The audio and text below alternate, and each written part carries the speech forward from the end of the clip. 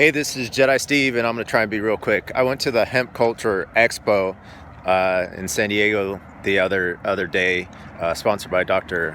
Bonner.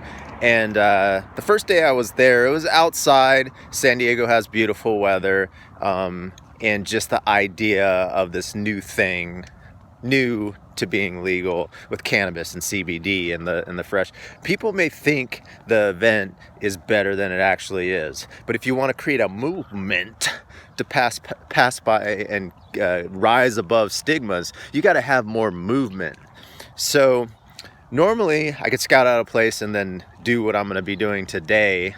But here's the idea. So there's this group of people that are wrestling that I talked to once, and they offered me to be a wrestler, and then one guy thought I was too small and scrawny to do it, and then they offered an announcer, and then they were trying to make some changes for me. So they had a whole wrestling ring there. So I'm gonna do some fun things with them, kind of like acting like I'm gonna get in their face and then like running from them, kind of just opening up the event. And then there's also two companies that I want to get to attention of. One does 420 buses, so I want to be generous by adding them and doing some marketing for them for free, so I could be added to the buses, because that will help me get out there. Another thing I'm going to do is I'm going to bring out my flags. So I have a bunch of flags randomly, just walking around with the flags, because assumptions people make. I'm walking on a curb. So when I was a little kid, just like you, my mom or dad would yell at me, so for fear of me running off the curb and getting hit. And the problem is, there was lots of fear that had to be created in order for that to happen. There's lots of conversations that had to happen, and that fear is still there. That fear is still there. So I follow laws. I don't follow rules. I rarely ask for permission. So when somebody's operating of scarcity, they pay a lot of money. They come to San Diego, or they live in San Diego. They have all their employees at the booth that they put a lot of money for at the conference, and they stay in the booth.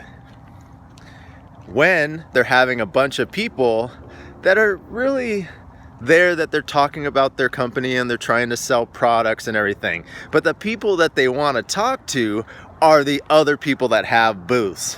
So just like I'm walking on the curb, but I've let go of those fears, and you may not think that you let go of those fears, but it's keeping you in the booth.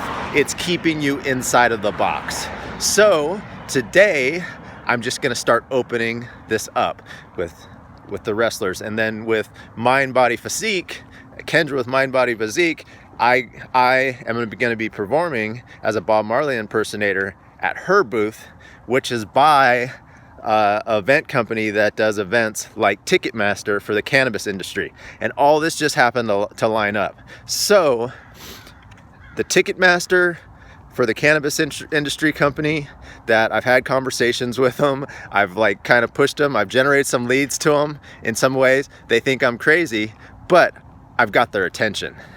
And then the 420 bus type thing that goes on tours, and I can perform on it. So I'm going to use the wrestlers and the performance, and otherwise I'm just going to be walking around randomly with flags, and people are going to see me and they're going to say, well, he's supposed to be on the curb still. He's supposed to be in a booth.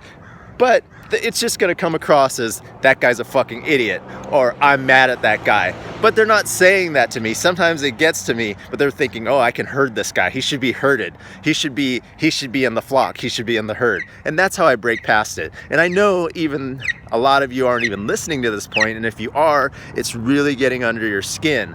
But I'm archiving this to be generous, so you can do what I'm talking about in your own way. Peace. This is going to be awesome today.